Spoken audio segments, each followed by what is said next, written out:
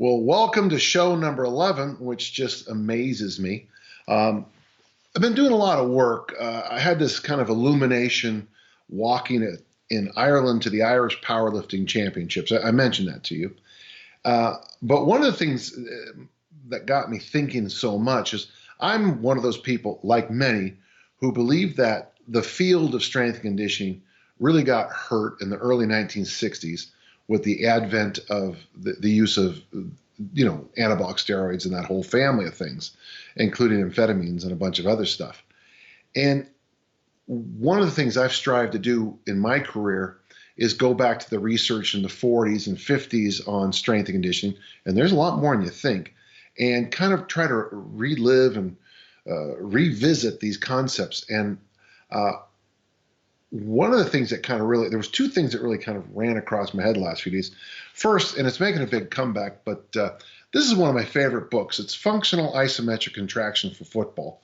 And it's from basically 1962. And it's weird to say this, but a whole bunch of places online are offering now isometric work again. And I knew it would always come back. It's come back several times in my career. But isometrics is pushing as hard as you can against something that doesn't move. And that's one kind of it. There's several. But one of the things that really got me thinking is what isometric training does best is it teaches you to squeeze. And of course, squeezing is one of my three key coaching points, along with stay tall. I mean, when in doubt, say squeeze or stay tall, and you almost always get it right in the weight room. But another thing that a lot of people miss is, well, when I was young, we used to do a lot of circuit training. And one of the problems that hurts with this is that when Nautilus came along, they said they did metabolic conditioning. The word Metcom doesn't come from CrossFit. It comes from Ellington Darden and Arthur Jones, metabolic conditioning. They consider it the third. There was strength, there was cardiovascular, and this thing called metabolic conditioning. Of course, it's been so abused since then that we can't even talk about it anymore. But Nautilus talked about this idea of circuit training, but they had it was a bodybuilding take on it. And of course, when Universal came out with their machines and with the supersets or the mixing a strength move with a cardio move, that's a little different. But the original idea of circuit training has been lost. And it included, so you would do a series of up to 15 to 20 movements in a circuit. And very often it was also with technical practice. One of my favorite books, of course, from this period is this book here. It's in German, but I just love this book. It's called, not shockingly, Circuit Training by Ulrich Jonath. And when he talks about circuit training, he will include, like for discus throwers, he'd have you doing medicine ball drills like a discus thrower, followed by a strength exercise, followed by a mobility exercise, followed by a flexibility, followed by a this and a that. And this book is from 1961. And it's interesting because my friend Lyle McDonald gave me a few years ago The Physiology of Strength by Heidegger. And that's from about it's in English in 1961, 62, published into German a few years before. And then, of course, there's Tom DeLorme's essential work on progressive resistance exercise from basically 1948, 1951. And one of the reasons I like to go back to this is that there's great clues in there. In circuit training, one of the things they emphasize a lot that I've felt's been lost for a long time is what I call level training. You do an exercise like push-up, you leap up, you do an exercise like a prowler, and then you do goblet squats. So you're changing levels in the workout. Back in the 1960s, early 1960s, that was just a normal workout. And in 2019, people think I've invented something amazing and real. So I guess one of the best things I'm trying to get across to you is that if you can pull yourself out of this mental image that everyone has, that weightlifting is bodybuilding, and we can go back to our roots and get back to this idea of weightlifting is part of transforming people for optimal performance in every area of life. All right, one of our listeners, Jim, asks a question. Dan, I have some of your books. Well, you should have all of them, but we'll move on, as well as some from others, many of whom you reference in your work or on podcasts. These books, etc., contain so many workouts, and they do, for strength, mobility, fitness, etc. that I am at a loss to where to start or what to do next. I think you have made a statement to the effect that I could do everything, but I can't do everything at once. Yeah, it's true. You can do all kinds of stuff, but it's kind of hard to do multiple qualities at once. Could someone like me, 63 years old, with an interest in overall fitness and a little above strength, simply pick a program, finish it, then move on to another, then another, then another? I might not exhaust them all before I die. Or should my training be more specific and planned? Well, I think the answer would be both are right. If you read my work, I often reference the great insight Tommy Kono had about training for 8 weeks for an Olympic lifting meet, and the Monday after the meet, you go back to a bodybuilding program. When you get 8 weeks out, you're back to Olympic lifting, and you mix those back and forth. I mean, could you do mass made simple followed by the big 21 followed by? You could, but I think you'd burn up quite a bit. Jim, the podcast that you're emailing to, podcast@danjohnworkouts.com, I mean, there's an obvious answer here. Why don't you sometimes just go to danjohnworkouts.com, type in park bench, press the button on park bench, let us know the equipment you have, and just follow those really simple, logical, repeatable workouts that you have in the program. You could do that, for a couple of months at a time, and then stop, shift gears, and focus on a specific thing. You could do that. They do these things through the year. Now there's this one program where you squat every day in October. There's another one where a couple of years ago, everyone hung for 7 minutes a day in the month of January. Some friends of mine online a couple of years ago did this thing where it was January 1st, you did a Turkish get up left and a Turkish get up right. The second, you did 2 left, 2 right. The third, you did 3. And of course, on the 31st, you did 31 and 31. Doing something like that is going to change. At the end of that, I mean, if you decide to do a yoga challenge, they have these challenges at the yoga studio near my house that they do the whole month of you challenge yourself to go every single day. I mean, if you've got flexibility issues, doing a month of yoga in a hot room might do miracles for you. But then you're done. Move on. If you're not more flexible after a month of that, well, then you're not going to get more flexible. I mean, certainly you can master it and, go down that route, but it seems to be a little bit away from the goals you're talking about. So yes, you could jump from finished program to finished program. But what I'd recommend in between is a park bench program, something safe and sane and easy to get through. Jason asks a question. That's a great name. He said, my wife and I decided to do the FMD, fast mimicking diet. That's Valter Longo's work with the longevity diet. Did you, me, adjust your workouts for the 5 days, and what was your experience of the FMD on your workout, strength, endurance, etc.? If you follow what it says in the book or if you buy the package, it tells you not to work out or sauna that week. So when someone says you're not going to work out or sauna that week, what I hear is go work out and go sauna. What I did notice, and Mitch, he's one of my trainers, Robert, one of my trainers, and Ben Fogel, of course, will all tell you that I worked out 3 days each of those weeks, 4 days, I'm sorry. On day one, there was no drop off at all.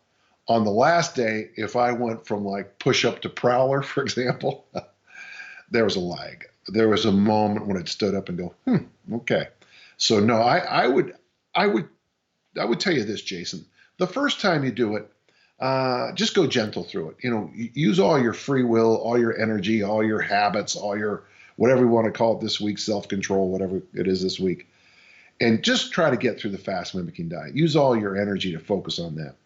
If you do it again, now, after the second day, you're like, I got this. If you decide to do a workout, just kind of, if you normally take the workout, it takes 45 minutes, gauge about an hour, hour and 10 minutes.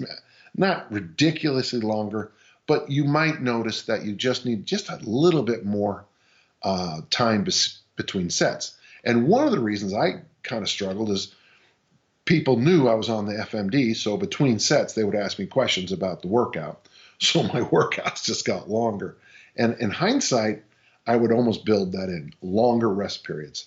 Um, so for my strength, the hit was almost nothing.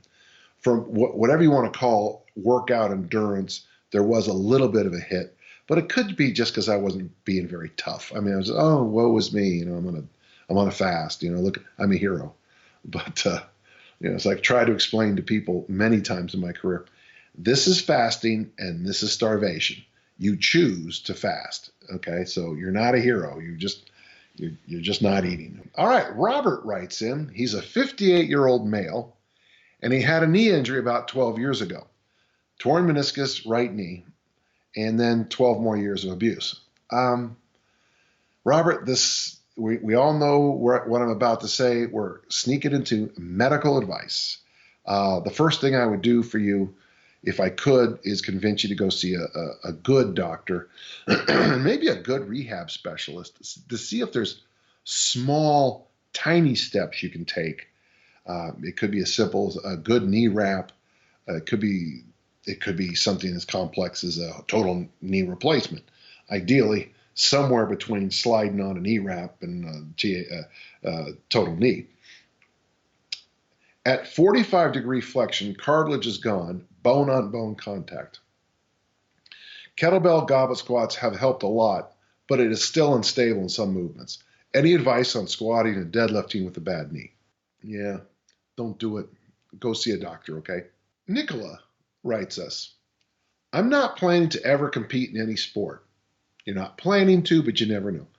But I want to get strong and endure all the things life throws at me. That's good advice.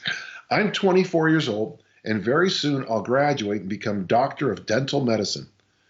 Do you think that is worth to achieve 1 times body weight, so a body weight overhead press, double body weight astrogast squat, and 2.5% body weight, check that, 250% body weight deadlift?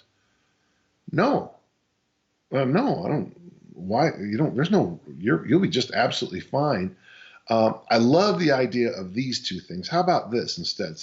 I love the idea of body weight overhead press. It's been a standard since I was a little guy, as if you can press your body weight overhead, everybody recognizes you as strong. But that double body weight squat, that's you don't need that for normal living. How about this instead? Why don't you focus on a body weight front squat?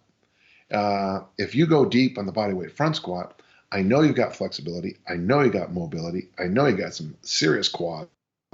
And I also know you got a pretty strong core. And on that 250% body weight deadlift, no, I think a double body weight deadlift is certainly achievable. So so body weight on the overhead press, body weight on the front squat, and let's try double body weight on the deadlift. But here's the thing I want you to think about, Nicola, is that I want you to do it and then hold on to it as long as you can. I'd love to, I mean, I might not be around, but 40 years from now, you still being able to do those 3. And if you can, you've had a pretty good life. All right? Finally, he asks, or should I try to focus on something else for longevity? Well, as Dick Nottmeyer told me a million years ago, half of longevity is genetics. As a dental student, I would imagine that your dental hygiene should be very good. If you take care of your sleep hygiene, your dental hygiene, you wear your seat belts, you show some respect for the elements. That's not a bad idea. For longevity, if you can, try to go to bed within about 2 hours of sundown. Never use a snooze alarm. Pop right up. You'll notice the first thing I talk about is sleep. The health of the teeth is right there. Going to see a medical doctor is right there. For longevity, it's a bit of a crapshoot. There is luck involved with longevity, but if you just do the basics, that's the best thing you can do. With this little idea I told you with the body weight press, front squat, and double body weight deadlift, that's going to keep you in a pretty safe zone for strength and health the rest of your life. It's actually a good question. And I'd love to see that body weight press. You would, I think you'll be very pleased when you do that. Okay, Mads emails us. We have a high school soccer strength coach, 5 90-minute soccer practices weekly, 2 45-minute strength sessions. What should I do with those 45-minute sessions to best help the team? Teach them to kick with their opposite foot is what I've been told. Years ago, some of my friends from Ireland came, and we're at this field, and these kids all showed up with T-shirts that said Olympic Development Team. And the one guy tells me, he goes, these kids couldn't play in a street game in Dublin. And I thought that was hilarious. And I go, well, why? He goes, they're all one-legged. And I thought, and I didn't see it because, the guy was, he knows the soccer better. But if you're going to improve a soccer team, dead ball situations, using both legs equally, and maybe some sprint training is not a bad idea. Now, having said that, and that wasn't fair to you, in 2 45-minute sessions a week, we have a program on the site called the Southwood program.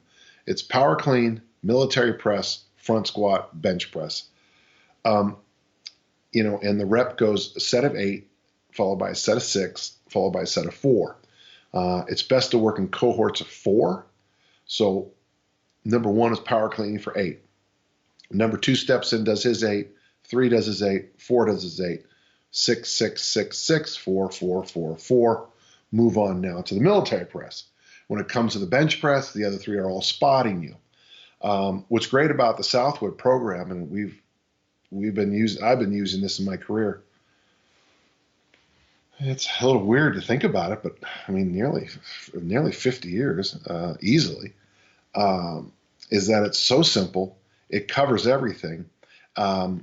You should just lay the bars out. I don't know how much equipment you have. We use very inexpensive barbells, the Ted Williams 110-pound sets. And so you'd set up one bar with 25 pounds, another bar with 30, another 35, 55, maybe with I don't have a high school team. I doubt you're going to have many high school soccer players going to need more than 135. So you set the bars up, and you could go 45, 65, 85, 95, 115, 135, and they work in cohorts. And if you get 8, 6, 4 in the lifts, next time you just slide over to the next heavier bar and do your best. It's the best program I know for groups. It's very easy to run. I have others with kettlebells, but to me, that's the winner. If I can, maybe we can have a little note to go to the in the danjohnworkouts.com. Just the Southwood program would be the one you want to look for, or you can just Google my name and Southwood, and you'll find it in probably a dozen different places. Okay, thanks, Mads. Next question. I actually like this one. This is from Chris. He's asking about his mom, and I like this question. It's strange to think about this. Next year will be the 40th anniversary of my own mother's death. So I'm here to help you not have to say that when you're 62. How can I help my mom lose 10 to 20 pounds with her active lifestyle, but most importantly, help her avoid injuries and stay in shape enough to excel at her jobs? She's 59 years old and works 2 janitorial jobs.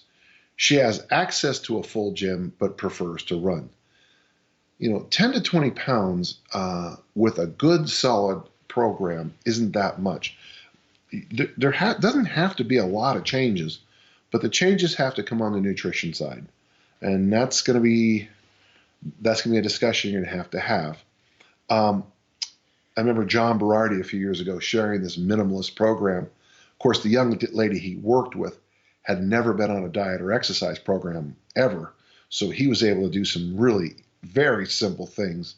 And I believe in 6 weeks, she lost 10 or 12 pounds almost magically, okay? But what I know with the plus 50 female is that strength training is the biggest bang for the buck. Any kind of hinge, like a deadlift, any kind of press, But hinge your squat and then press. Those would be the big ones.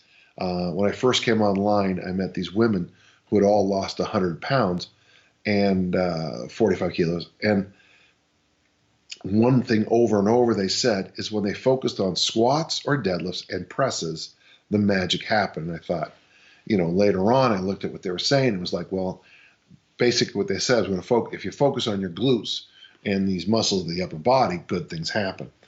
I would love it if we get her to do some kind of, squat or deadlift and press.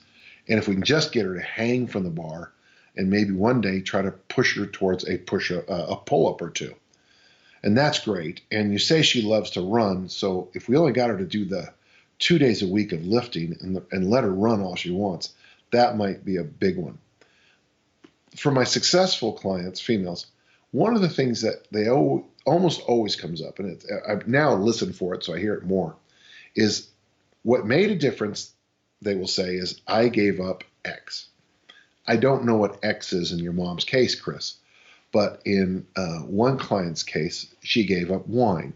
She loved wine, but she was finding herself, drinking the bulk of a bottle of wine every night. And that's a fair amount of calories. And I'm not saying wine made her fat. She not even a little bit.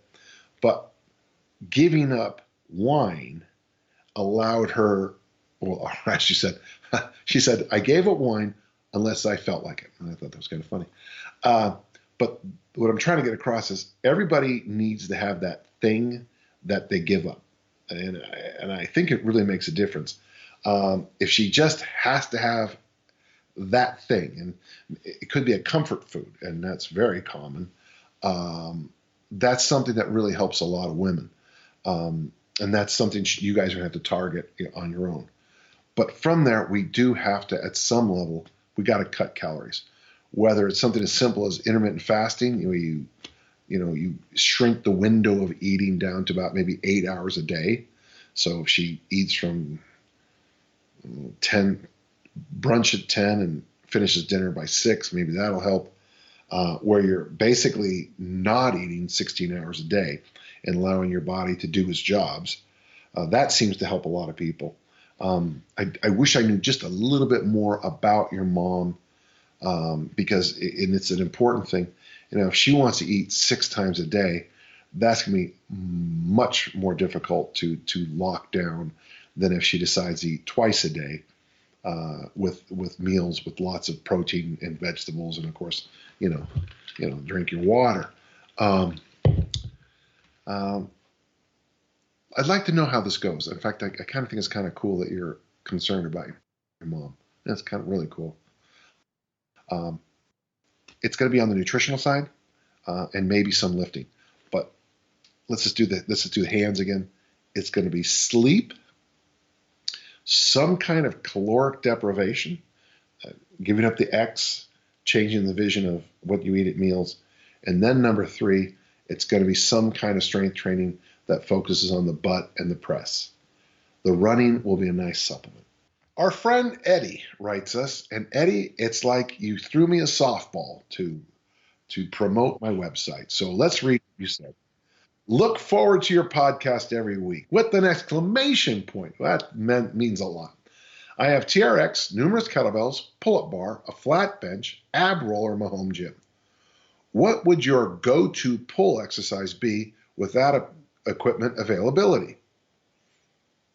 Well, pull-up and TRX T and Y and single arm row.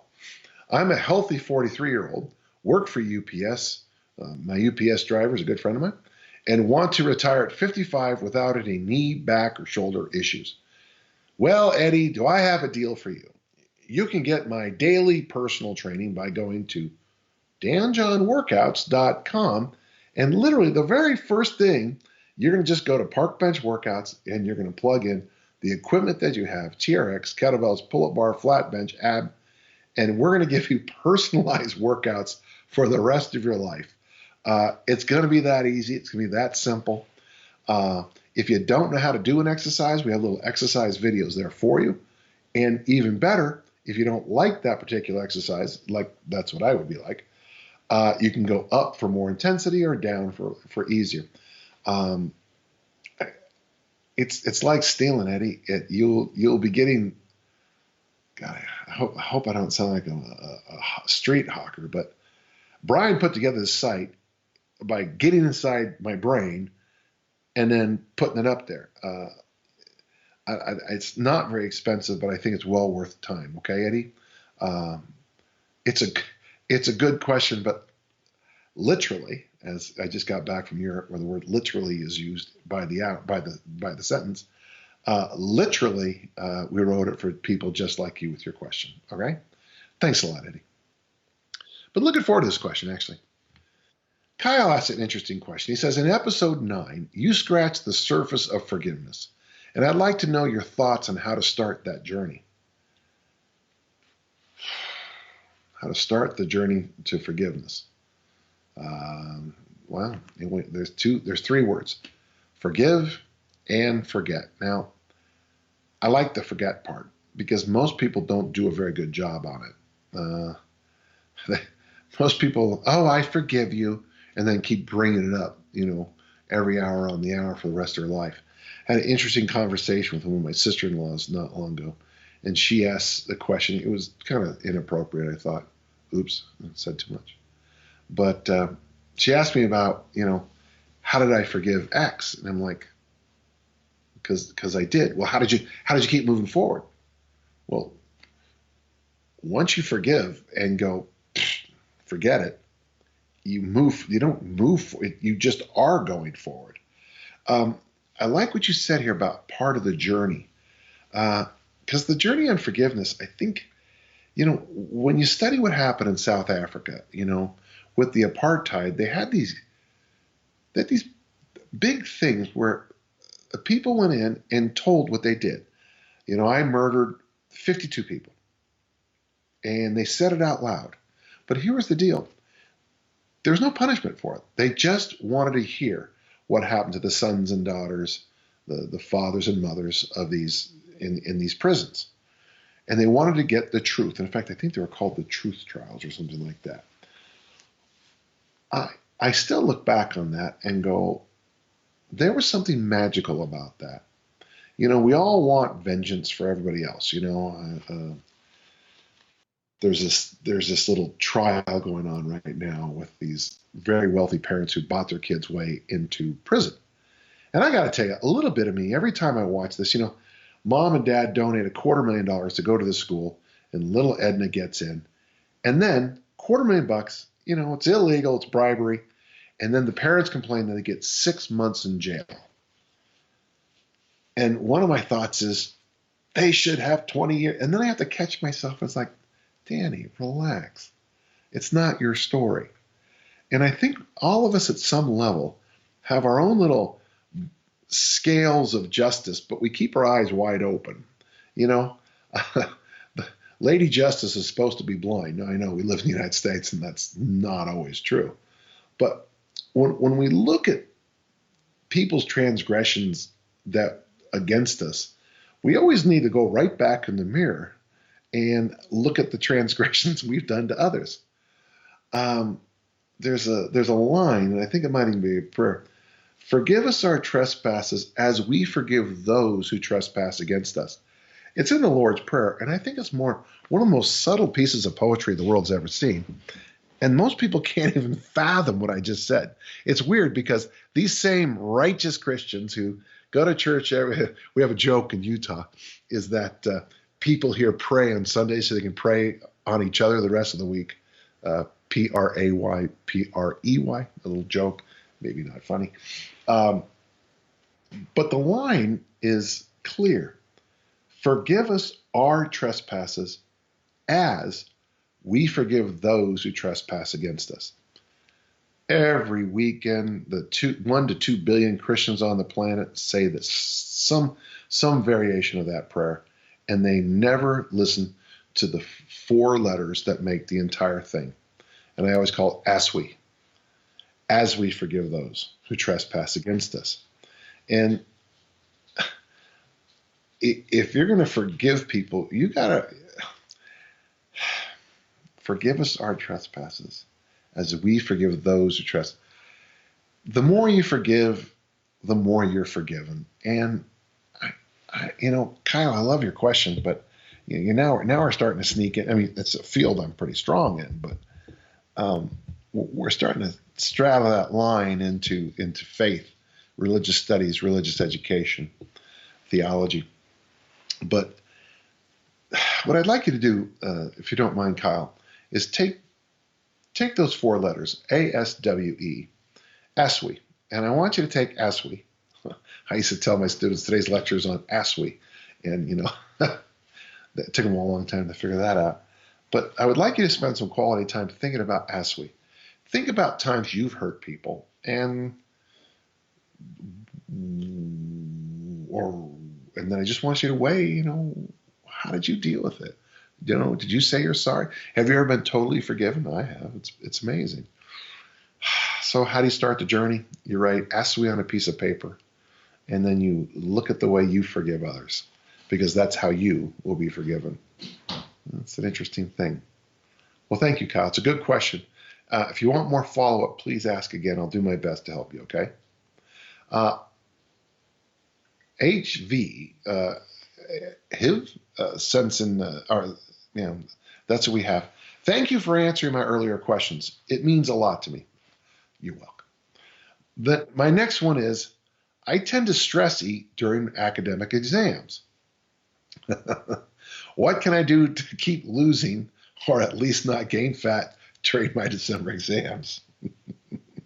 There's a great Bob Newhart thing, and it was on, I think, in Living Color, where the people would come in and he would lean over and go, "Stop it!" And that was all of his advice. But what if stop it? So HY, I got to tell you, stop it. Stop stress eating. Stop it. Obviously, you're going to have to set up a system of some kind, and set it up now, where you have, if you're going to snack, you're going to have intelligent snack options. Celery with peanut butter, apples, sliced apples, pre-slice the apples, pre-open the oranges, chop some vegetables up. So you're shoveling that kind of stuff when you're stressed out. Drink more water. Try not to use things like, I understand the college kids, they, pop certain kinds of pills, much more deadly than caffeine. Try to avoid any of that kind of stuff, or do what I used to do. I used to cram for my exams about 3 weeks before. I would pull an all-nighter weeks before the classes came up. And then that allowed me to do, as the weeks got closer, all-nighter is an exaggeration, but as the week got closer, all I did was review, and I came in pretty fresh. You're going to have to work on the stress thing, though. It's not a good habit to get yourself in. But two bits of advice. One, Bob Newhart, stop it. Number 2, put together a system, put together a plan. Okay, next question is from Varun. I have 2 questions. First, do you have any strength standards for swimmers, middle distance athletes, and sprinters? Actually, it's interesting. I collect a lot of standards, but generally what I found out in track and field is that it's the body weight press and the double body weight deadlift are almost universal. I don't have one for swimmers. These questions came up last week with the question about swimming, and one of my students, Jack Lynch, he's a strength coach in England with diving, and I think he knows a lot more about swimming than I do, said basically that I was on the right track. But for swimmers, I don't see why a body weight press and a double body weight deadlift wouldn't be appropriate too. You just want to be able to demonstrate that you've trained yourself to be at a good level of strong. Now with swimmers, obviously, you'd probably want to throw in a pull-up standard of some kind, and that could either be a number, like for males 8 to 15, females 2 sets of 5, or with load, a pull-up with half body weight or something hooked around. Second, Do you have any recommendations on the best university or educational programs for beginner strength coaches? Well, I mean, I think the best program in the world is St. Mary's University in Twickenham, London. They have a brilliant senior lecturer there. Who is it? Uh, but I just think their master's program is great. I don't necessarily want to tell you what, I don't want to pick out a specific university, but for educational programs, I always tell people the following, okay? I think you should compete in an Olympic lifting meet. I didn't say you had to be the world champion, but one of the things that competing as an Olympic lifter, and boy, I tell you, a powerlifting meet probably wouldn't be a bad idea either, is that in the process of preparing yourself to, if you're physically able, obviously, and all those other caveats. But one of the things about competing in a weightlifting meet or a powerlifting meet is the great understanding you're going to have about peaking and programming and what the tension levels you need to do the jobs. So let's just put those two. So I do want you to have some experiences, okay? One of the experiences, maybe two, is compete in a weightlifting meet, Olympic lifting meet, and a powerlifting meet. Both, either, I don't care. I think it'll help you immensely. I think you need some kind of nutritional background, okay? I personally think, from my vision of things, John Berardi's Precision Nutrition is the best. Speaking of John has a new book he sent me this week. I think it's fabulous. And he also has a nice little note in here written to me. And he's a very kind young man. And I think the book has, I'm not as deep as I thought I'd be in it, but the section on crucial conversations is top end. So compete in an Olympic lifting or a powerlifting meet for the reasons of, because you want to be a strength coach. So you got to understand what intensity means. You got to have some background in nutrition, not necessarily become a professional nutritionist, but you're going to get hammered with nutrition questions. I don't think it would be a terrible idea to do like a 10K, a Spartan race, a mudder, a triathlon like I did back in the 80s, just to get a sense of the endurance side of things. But you have to do it and experience it, okay? So I also think if you can get yourself to a good kettlebell cert, what makes a good kettlebell cert really is if you have somebody really qualified to teach. There are, I mean, there's quite a few of them out there now, but one of the nice things about a kettlebell cert is that you'll, at least for a lot of people, they finally learn that this is a hinge and this is a squat. And that is very important for most people. There's some other certs I think have value, short day certs. I would also recommend that you go, if you can, to something like Perform Better and take it seriously. Go to the 3-day thing, try to go to many of the workshops you can. And what'll happen is you're going to get a taste for the field. You're going to go to a mobility workshop. You might go to a Tom Plummer on the business of fitness. Now, wait, I know you want to be a strength coach at a high school or college, but I think you listen to somebody like Tom, you'll get a better vision about what's going on in the industry. And if you don't think that the fitness industry has an impact on your high school and collegiate athletes, you're crazy. Massive. Every time a new gym opens up or a new theory, it's gonna hit your school right away. There's this video that came out on Netflix a week or so ago about eating a certain style, and so it's every time I go anywhere, people ask me about what do you think about this style of eating. I'm like, so you're going to. So I like on Netflix. I like to watch Star Trek: The Next Generation, How I Met Your Mother, and James Bond movies. So I'm going for my scientific information the same place I go to see Star Wars. You got a little issue here. So, you're going to get bombarded constantly by the new stuff in the industry. If you can go to a workshop with somebody who focuses on fat loss, and the next workshop is somebody who focuses on nutrition for golfers, you're going to see some similarities, but you'll also see some differences, and that's going to help you long-term in the business. I like the idea of having a university degree versus nothing breaks my heart more when I'll get an email from somebody and they'll have like 10 different groups of letters on their qualifications, but they don't have a university degree. I'm a big believer in, and it's okay if you can't afford it or you can't do it, but if you can, getting a degree in the field. Now, I'm not sure what the best degree is to be a strength coach at the university level anymore. I mean, if I say exercise physiology, I'll get emails from people saying that's the stupidest thing they've ever heard me say. If I say this or that, that's kinesia. Doesn't matter. But there are some really good programs out there. When I was in college, I recommended two of my friends to go up to Oregon State because they had a fine professor there. Middle or Eastern Tennessee State has some fine professors there. Traditionally, Springfield College has had some fine professors. There's some junior colleges in California that are better than most universities for their staff. It's not as true anymore, but when I was at Skyline, Skyline College, San Bruno, California, we had Case Tunzig there, Bob Lahati, and some others. They were pioneers on a thing called PAR courses. You'll recognize the word parkour from there. Skyline was one of the first in the nation. We had a water weigh-in tank at Skyline, which was just. We also had an area where they could measure your oxygen, carbon dioxide breathing in a junior college. And it was available full time to us athletes. I kind of wish I'd have used it even more.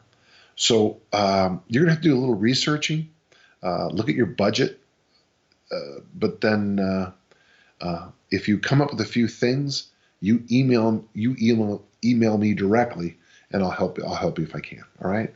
Thanks so much. Well, as we prepare here in the United States for Thanksgiving, I just want to let you know I'm all very thankful for all of you. I got a nice little note when I got back from Ireland from my coach, Dick Nuttmeyer, who just celebrated with his wife, Joy, their 70th wedding anniversary. And of course, he's the man who changed my life. And if I have even a tiny impact on yours, I am thrilled. So I'm here every week. Next week we'll be back better than ever. So remember, if you have questions, go podcast at danjohnworkouts.com and we'll answer them as best we can. All right. Thank you very much. See you next week.